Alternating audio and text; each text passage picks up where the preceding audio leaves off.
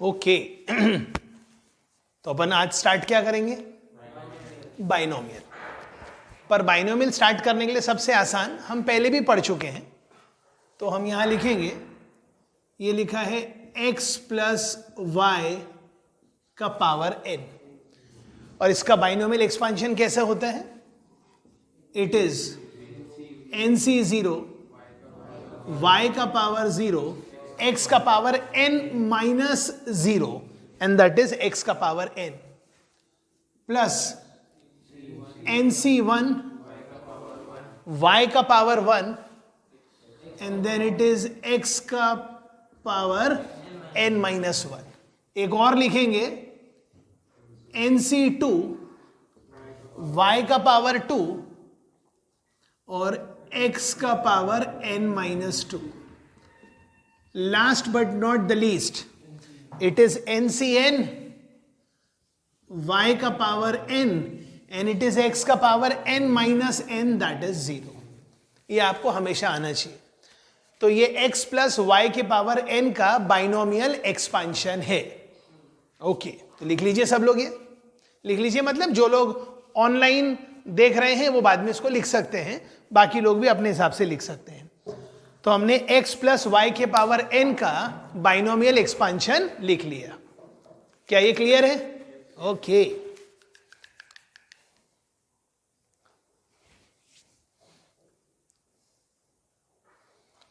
और ये पूरा चैप्टर इसी एक्सपांशन पे आधारित है। तो ये क्या लिखा है? x प्लस वाई का पावर n, ये क्या होता है? nc0 y का पावर 0 x का पावर n, nc1 इसलिए y का पावर 1 x का पावर n माइनस 1, और लास्ट में ncn y का पावर n x का power n minus n, that is 0 जी। उसके बाद मैं कहना चाहूंगा, ये जो लिखा है nc0, ये जो भी लिखा है nc1, ये जो भी लिखा है nc2 और ये जो भी लिखा है ncn, इनको बोलते हैं बाइनोमियल कोएफिशिएंट्स। तो लिख दीजिए nc0, nc1, nc2 dash dash dash up to ncn are called as binomial coefficients, are called as binomial coefficients.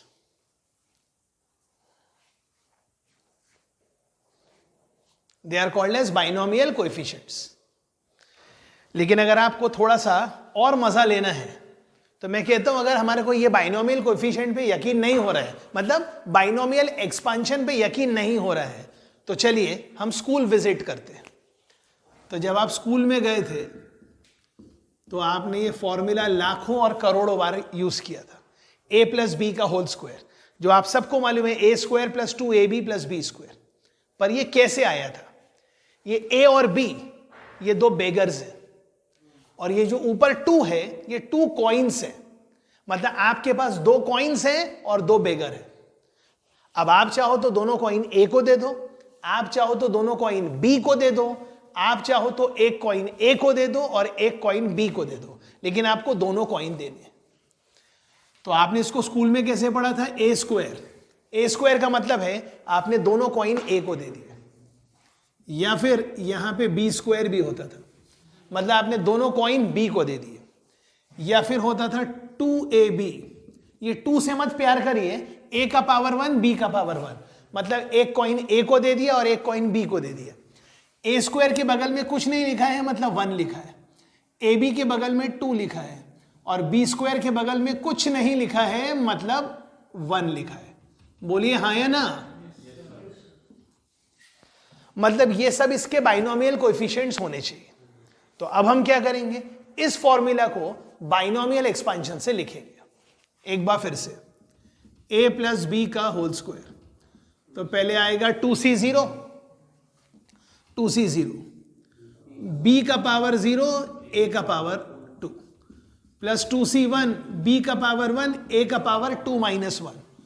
Last but not the least 2c2, तो आप देख सकते हैं क्या लिखा है? 2c0 मतलब 1 होता है, b का पावर 0 1 होता है, मतलब ये a स्क्वायर लिखा है। 2c1 2 होता है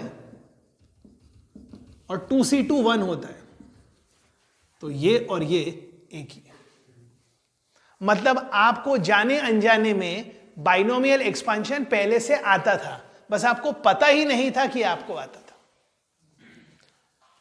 एक तरीका और भी है, वो है पास्कल्स ट्रायंगल। लेकिन इससे पहले कि मैं पास्कल्स ट्रायंगल बताऊं, मैं अगर आपसे पूछना चाहता हूं a प्लस बी का होल क्यूब का फॉर्मूला क्या है, तो आप तो जानते हैं a cube plus 3a square B plus 3ab square plus B cube. पर मैं कह रहा हूं आपको इस फॉर्मूले को बाइनोमियल एक्सपांशन से लिखना है। तो बोलिए सर क्या आएगा पहले? 3c0 b का पावर 0 a का power 3 minus 0 that is a cube, 3c1 b का पावर 1 एंड a का power 3 minus 1 that is a square. I hope ये आप लिख चुके हैं, इसलिए यहां से इसको हटा दे रहे हैं जी। आगे फिर आएगा 3c2 b का पावर 2 a का power 3 minus 2 that is 1। Last but not the least it is 3c3 b का पावर 3 एंड a का power 3 minus 3 that is 0। 3c0 1 होता है तो ये a क्यूब लिखा है, ये लिखा है 3a square b। 3c2 is 3c1 तो ये लिखा है 3 times ab square. 3c3 is 1 मतलब ये लिखा है b क्यूब। मतलब a क्यूब का कोएफिशिएंट 1 है, b क्यूब का कोएफिशिएंट 1 है। मतलब ये सब क्या है? इसके बाइनोमियल कोएफिशिएंट्स। अकॉर्डिंगली हम अगर चाहें तो a प्लस बी के पावर 4 का भी आंसर लिख सकते हैं यूजिंग बाइनोमियल एक्सपेंशन। फटाफट बताइए क्या लिखेंगे? 4c0 b का पावर 4 a का पावर 0, 4c1 b का पावर 3 a का पावर 1, 4c2 b का पावर 2 a का पावर 2, 4c3 b का पावर 3 a का पावर 1 एंड 4c4 b का पावर 4 एंड a का पावर 0। कुछ गलती हो गई क्या? पावर 4 पावर 3 पावर 2, अच्छा यहां तो पावर 1 लिख लो। 4c3 अच्छा ठीक है, यहां 3 लिख लिया तो यहां 1 आ जाएगा, यहां 4 लिख लिया तो यहां 0। 4c अच्छा अपन ने गलती ये कर दी, ये 4c0 लिखा था, हाँ तो एक ही बात है, ये b का पावर 0 है तो ये a का पावर 4 है, ये 1 है तो ये 3 है, ये 2 2 है, ये सही। लेकिन वो जो लिखा था वो भी सही हो रहा था, वो भी बता देंगे। 4c0 मतलब 1 होता है, मतलब ये लिखा है a का पावर 4, यहां लिखा है 1। 4c1 होता है 4, ये लिखा है a cube b। 4c2 6, 4c3 is 4c1 and 4c4 1। मतलब आपको सब समझ जाना चाहिए। लेकिन ये सब जो आ रहा है ये सब आप पास्कल्स ट्रायंगल से निकाल सकते हैं। अभी आप देख लीजिए 1 4 6 4 1।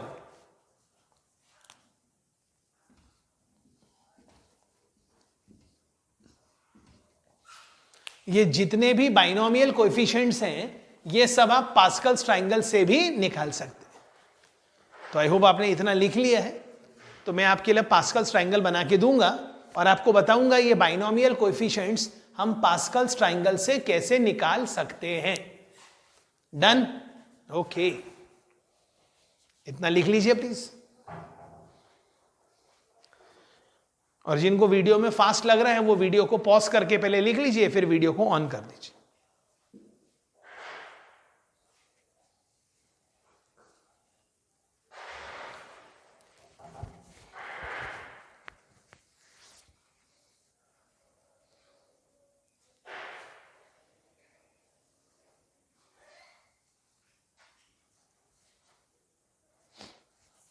सब लोग लिखते जाइए बराबर।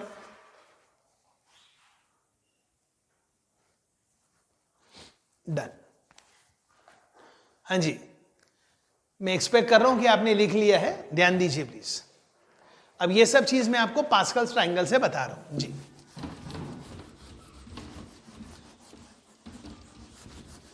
जो लोग इसको सोशल डिस्टेंसिंग के साथ ऑफलाइन अटेंड कर रहे हैं उनसे भी रिक्वेस्ट है, आप इसको वीडियो में बाद में देख के कंप्लीट कर सकते हैं। और जो लोग ऑनलाइन ही कर रहे हैं वो तो वीडियो को पॉज करके भी आगे वर्क कर सकते हैं जी। अब सवाल है ये जो हम कह रहे थे a प्लस बी का पावर 3 पावर 4, इनके हम कोएफिशिएंट्स पास्कल्स ट्राइंगल से निकाल सकते हैं। तो चलिए हमें ये भी आना चाहिए। This is now Pascal's triangle. मैं आपको सब बताऊंगा क्या लिखा है। सबसे पहले यहां लिखा है 1। क्या लिखा है? अब क्यों 1 लिखा है सब बताएंगे। अगले स्टेप में ये 1 यहां, ये 1 यहां। इसका मतलब क्या बता रहा है? मतलब इस 1 1 का मतलब क्या है? मतलब अगर आप a प्लस बी का पावर 1 लिखेंगे तो वो आंसर आएगा a प्लस बी, मतलब a का कोएफिशिएंट भी 1 और b का कोएफिशिएंट भी 1। और अगर आपने लिखा है a प्लस बी का पावर 0, वो तो सिर्फ क्या होता है? वो तो यहां लिखा ही, किसी का भी पावर 0 मतलब 1 होता है। अब अगला स्टेप है, थोड़ा इधर करके लिख रहा हूं, a प्लस बी का होल स्क्वायर। और फॉर्मूला तो आप जानते हैं, a square plus 2ab plus B square. a square के बगल में 1 कैसे आया? ये जो 1 लिखा है ना, इसको इधर शिफ्ट करके लिख दिया, ये जो 1 इधर शिफ्ट करके लिख दिया, और ये 1 और 1 को ऐड किया और यहां 2 आ गया। तो ये लिखा है 1 2 1। ये लिखा है a स्क्वायर के बगल में 1, ab के बगल में 2 और b स्क्वायर के बगल में 1। फिर अगर आपसे कोई पूछे a प्लस बी के पावर 3 में कौन कौन से बाइनोमियल कोएफिशिएंट आएंगे, आपको तो ये फॉर्मूला आता ही है।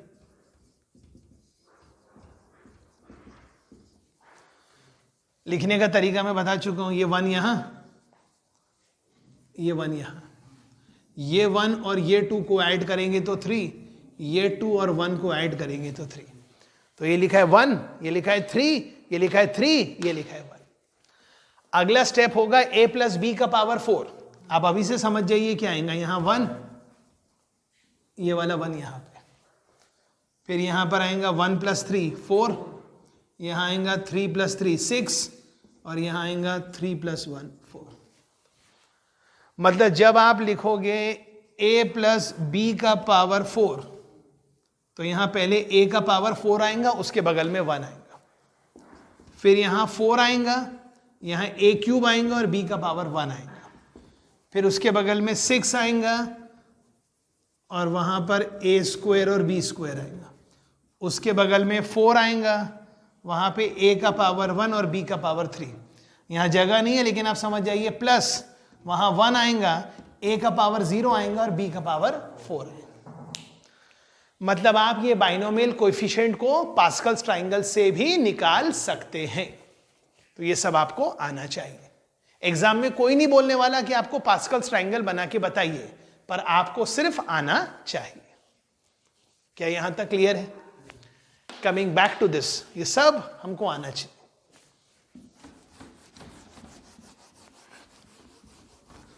और ये जो लग रहा है कि आपको मैं स्पीड में बता रहा हूं, तो आप जो जो टॉपिक देखते जा रहे हैं, वीडियो को पॉज करके आप अपने नोट्स कंप्लीट कर सकते हैं।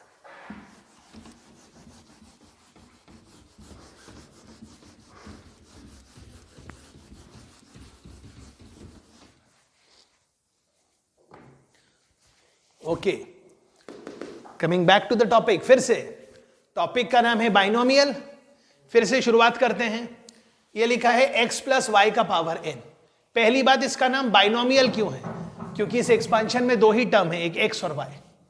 हाँ, कल को आप बोलोगे x plus Y plus z है, तो उसका नाम हो जाएगा ट्राइनोमियल। गलत, हम उसको भी आगे बाइनोमियल प्रूफ कर देंगे जी। ये लिखा है। तो सबसे पहले इस बाइनोमियल एक्सपांशन में हमें लिखना है नोट।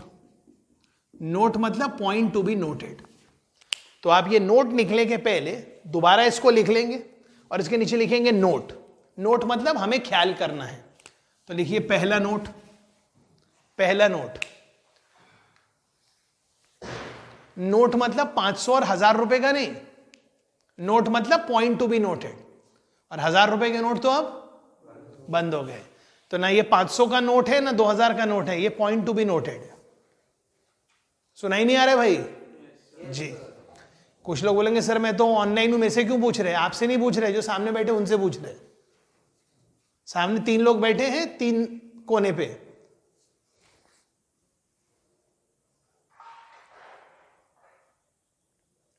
जी, पहला नोट फटाफट बताइए, ऐसा हम बोल सकते हैं क्या इस एक्सपांशन में टोटल n+1 टर्म्स है? पावर n है तो टोटल n+1 टर्म्स है। कैसे? एक y का पावर 0 है, एक y का पावर 1 है और एक y का पावर n है। 1 से n और y का पावर 0 एक और, तो लिख दीजिए the above expansion has n+1 terms. The above expansion has n+1 terms. Second note, ये क्वेश्चन को सॉल्व करने में बहुत काम आएगा। जनरल टर्म, क्या लिखना है? General term. जनरल टर्म का मतलब क्या है? जैसे मैं बोलूंगा first term, second term, third term, वैसे मैं लिख रहा हूं एक जनरल टर्म। ध्यान से सुनिएगा, टी मतलब टर्म, मैं फिर से कह रहा हूं ध्यान दीजिएगा, टी मतलब टर्म। हां, जब हम सीक्वेंस एंड प्रोग्रेशन पढ़ते थे तो हम जनरल टर्म को टीआर बोलते थे, लेकिन अब हम आज हम सीक्वेंस एंड प्रोग्रेशन पढ़ रहे हैं कि बाइनोमियल पढ़ रहे हैं। तो बाइनोमियल में जनरल टर्म हमेशा होता है TR+1। अब ऐसा क्यों होता है आपको पता चलेगा, TR+1, और इसका फॉर्मूला होता है NCR, y का पावर r, x का पावर n-r। लिख दीजिए सर।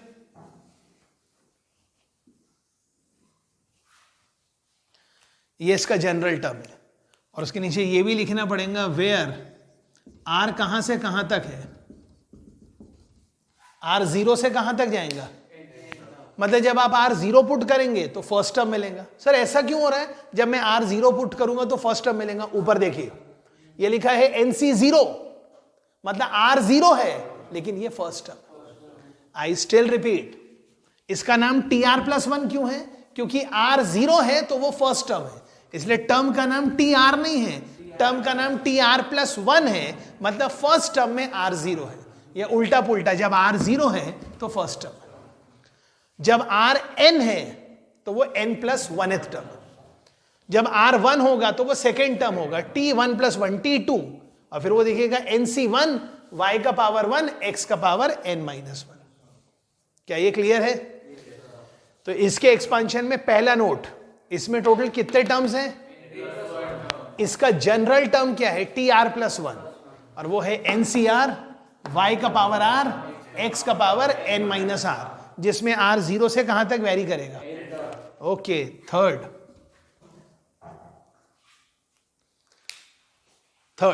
इससे पहले कि हम लिखें सुनते हैं। इधर देखिए, ये आपका फर्स्ट टर्म है, ये देखिए ये आपका फर्स्ट टर्म, और ये फर्स्ट टर्म का बाइनोमियल कोएफिशिएंट है। तो कोई आपसे बोले कि बताइए सर फर्स्ट टर्म की डिग्री क्या है? क्या बोला? डिग्री। x का पावर क्या है और y का पावर क्या है? तो n+0 कितना होता है? n, मतलब फर्स्ट टर्म की डिग्री n है। इधर ध्यान दीजिए, ये सेकेंड टर्म है, इसकी डिग्री भी n है। कैसे? इसका पावर है n-1 और इसका पावर है 1, तो n-1 और 1 को ऐड करेंगे तो डिग्री कितनी आएगी? n। और फिर भी ना समझे तो इधर देखो, ये तो आप जानते हैं, ये लिखा है a+b का पावर 2, इसमें हर टर्म की डिग्री 2 है। कैसे? देखो a², 2ab, a का 1, b का 1, 1 1 2, b²। मतलब इस एक्सपांशन में जितने भी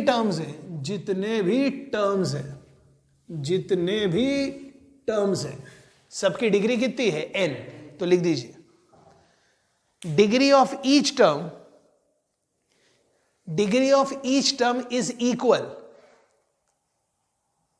and is equal to n।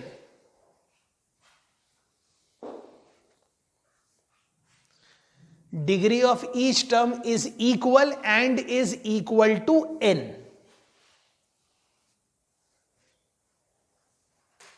Okay, next point number कौन सा? 4th। लिखिए सर। इससे पहले कि मैं आपको वो पॉइंट लिखा के दूं, पहले मैं समझा के देता हूं। मुझे बताइए फर्स्ट टर्म का बाइनोमियल कोएफिशिएंट क्या है? NC0।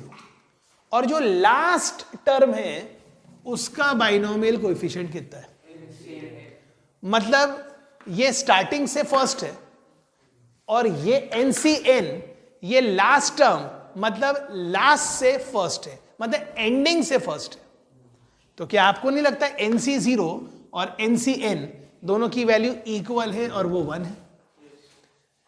यहां से सेकेंड टर्म का बाइनोमियल कोएफिशिएंट क्या है? NC1, और वहां से सेकेंड लास्ट टर्म का बाइनोमियल कोएफिशिएंट होगा NCn-1। और आप ये तो जानते हैं NCR इज NCn-R, तो ये अगले स्टेप में ये हो जाएगा NCn-n-1, NN कट गया तो ये NC1 आ गया। तो नेक्स्ट नोट लिखिए और बहुत ध्यान से, क्योंकि क्वेश्चन में यूज होता है बाइनोमियल कोएफिशिएंट्स। मैंने कोएफिशिएंट्स बोला कि बाइनोमियल कोएफिशिएंट्स? तो आगे आपको बताएंगे कोएफिशिएंट्स अलग चीज है और बाइनोमियल कोएफिशिएंट्स अलग चीज है। तो फिलहाल हम लिख रहे हैं binomial coefficients equidistant, binomial coefficients equidistant from the beginning and equidistant from the beginning and end, end are equal। मतलब जो स्टार्टिंग से फर्स्ट है और जो एंड से फर्स्ट है दोनों के बाइनोमियल कोएफिशिएंट उसी तरह स्टार्टिंग से जो सेकंड है और जो एंडिंग से सेकंड है दोनों बाइनोमियल कोएफिशिएंट भी इक्वल है। क्लियर है? नेक्स्ट, अब ये जो बोल रहा हूं ये भी बहुत इंपॉर्टेंट है। नेक्स्ट लिखिएगा,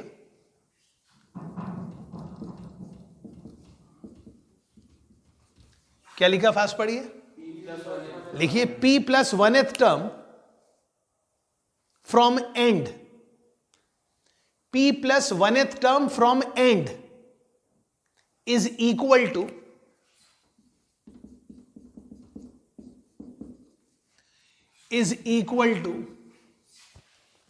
n-p+1th term from the beginning,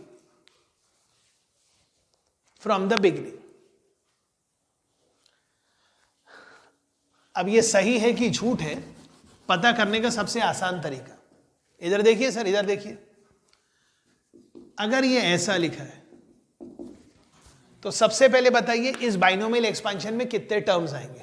6।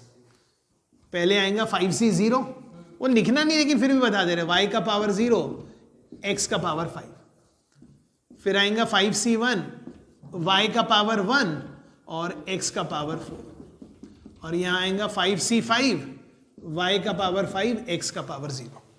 Total कितने टर्म है? 6। तो अगर कोई बोल रहा है मुझे लास्ट से, कहां से? लास्ट मतलब एंडिंग से 5th टर्म लेना है, कौन सा टर्म? तो पहली बात बताइए यहां पावर क्या लिखा है? 5, मतलब टोटल टर्म्स कितने होंगे? 6। मतलब मैं एंडिंग से 5th टर्म चाहता हूं, मतलब मैं p को क्या पुट कर रहा हूं? 4। तो यहां टोटल 6 टर्म होंगे, 1 2 ये है, तो बीच में 1 2 3, ये तीसरा जो भी होगा, फिर चौथा, फिर पांचवा, फिर छठवा। सही है? मैं चाहता हूं एंडिंग से 5th टर्म, एंडिंग से 5th टर्म मतलब ये फर्स्ट, ये सेकेंड, ये थर्ड, ये 4th और ये 5th। बोलो सर। तो मैं ये कहना चाहता हूं जो एंडिंग से P+1th टर्म है वो स्टार्टिंग से n-p+1th टर्म है। यहां n कितना है भाई? 5, n 5 है। और आपको एंडिंग से 5th टर्म लेना था तो आपने p को कितना लिया था?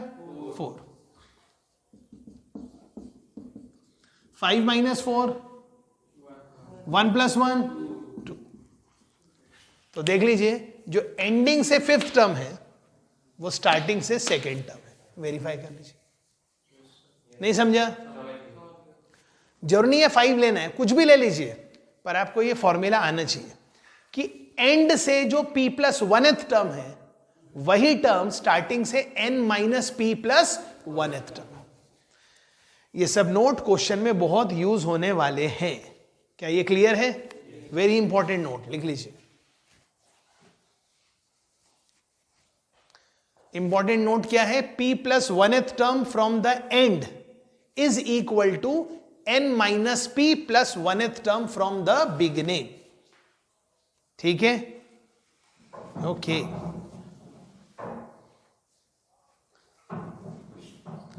Last but not the least, एक और नोट, और वो नोट ये है, sum of SUM, sum of all the binomial coefficients, sum of all the binomial coefficients is equal to sum of all the binomial coefficient is equal to 2 का power n. अब ये 2 का power n कैसे आया बता रहे हैं.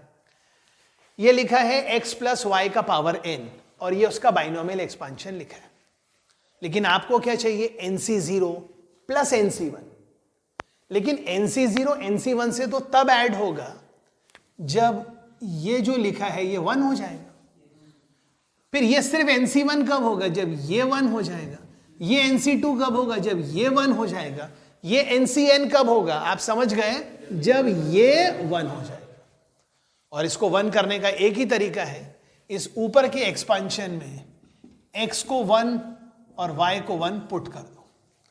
तो जब आप x equal to 1 y equal to 1 यहां पुट करेंगे तो लेफ्ट साइड आ गया 2 का पावर n और राइट साइड वही आ गया जो हम बार बार बोल रहे थे, क्या, NC0 1 का पावर n इंटू 1 का पावर 0, मतलब NC0 इंटू 1 मतलब NC0 प्लस NC1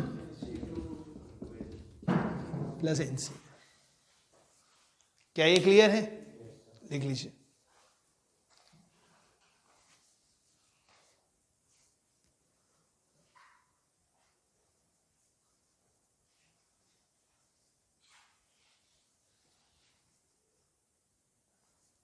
एक बार देख लीजिए रिकॉर्डिंग हो रही है कि नहीं हो रही बराबर. हो रही.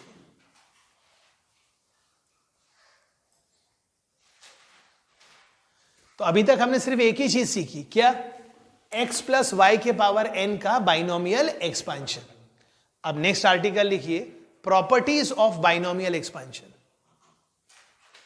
क्या लिख रहे sir, properties of binomial expansion या बाइनोमियल कोएफिशिएंट लिख दीजिए, sorry, properties of binomial coefficient.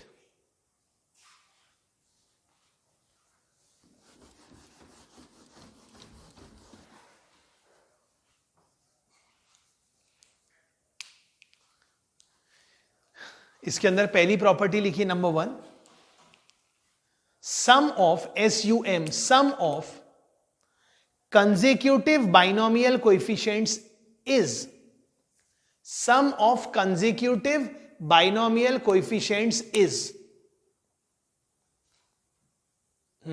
अब सुनिए सर, is जैसे ये बाइनोमियल एक्सपांशन लिखा है तो अभी हमने क्या बोला, सम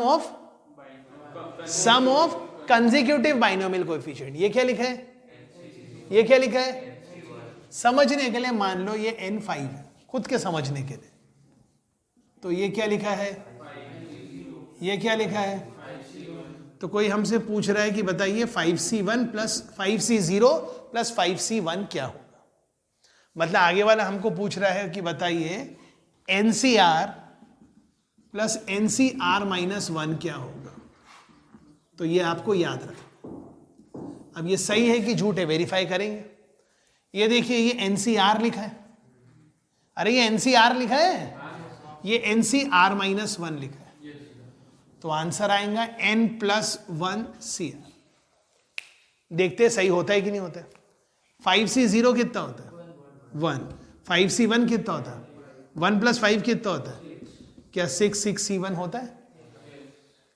मतलब ये बिल्कुल सही है. एक बार और चलिए इधर देखिए, ये लिखा है 5C2 प्लस 5C1, मतलब ये लिखा है NCR, ये लिखा है NCR माइनस 1, तो ये होगा N प्लस 1 CR. वेरीफाई करिए. 5C2 कितना होता है, 10. 5C1 कितना होता है, 5. ये आ गया 15. और 6C2 भी कितना होता है, 15. तो ये आपको याद रखना है. Sum of consecutive binomial coefficients is NCR plus NCR minus 1 is N plus 1 CR.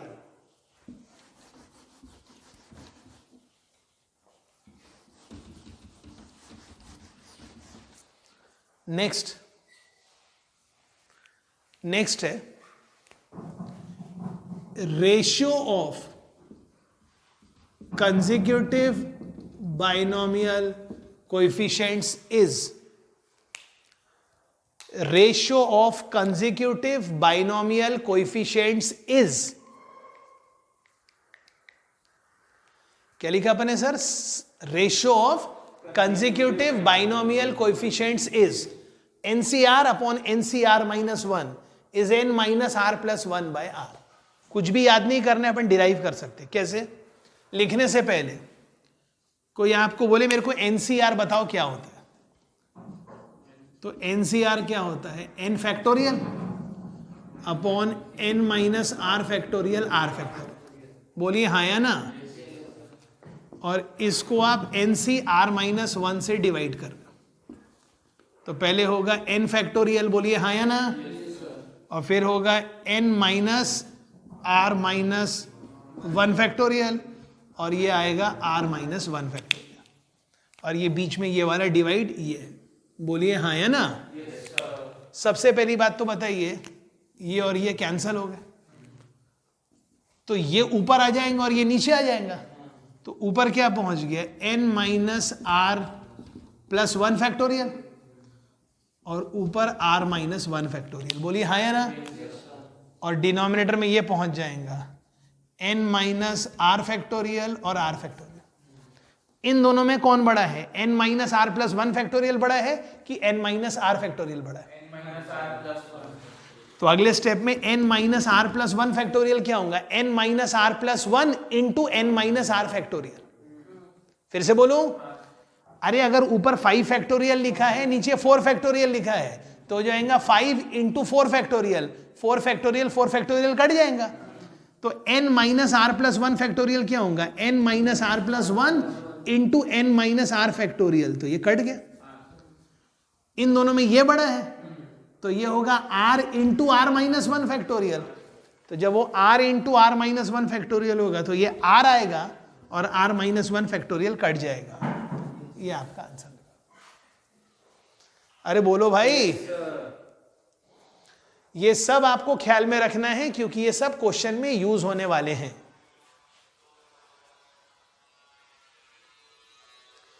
तो हमने प्रॉपर्टी के नाम पे 2 प्रॉपर्टी लिख ली. Sum of consecutive binomial coefficient NCR plus NCR minus 1 is N plus 1 CR, और दूसरा पढ़ लिया ratio of consecutive binomial coefficient NCR divided by NCR minus 1 is N minus R plus 1 by R. और नहीं भी याद है तो डिराइव कर सकते हो. थर्ड, ये भी बहुत यूज होगा क्वेश्चन में. थर्ड ये है, if NCX is NCY. मतलब कभी पता चल रहा है NCX क्या है? NCY. तो इसका मतलब क्या है? देन X बराबर क्या है? या फिर X प्लस Y बराबर क्या है? N. ख्याल कर लीजिए.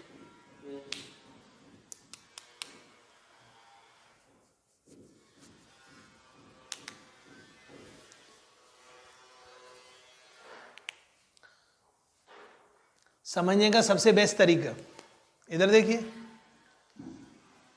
ये लिखा है 5C1 5C4. तो 1 बराबर 4 नहीं है, लेकिन 1 प्लस 4 5 है.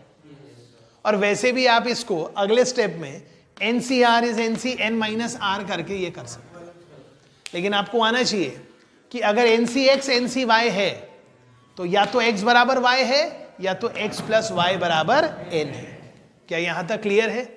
तो ये आज का बहुत ही छोटा शॉर्ट एंड स्वीट वीडियो हो गया. लेकिन अगली बार जब हम कल मिलेंगे, तो हम बाइनोमियल में पढ़ेंगे 4 important terms of binomial expansion. क्या पढ़ेंगे? 4 important terms of binomial expansion.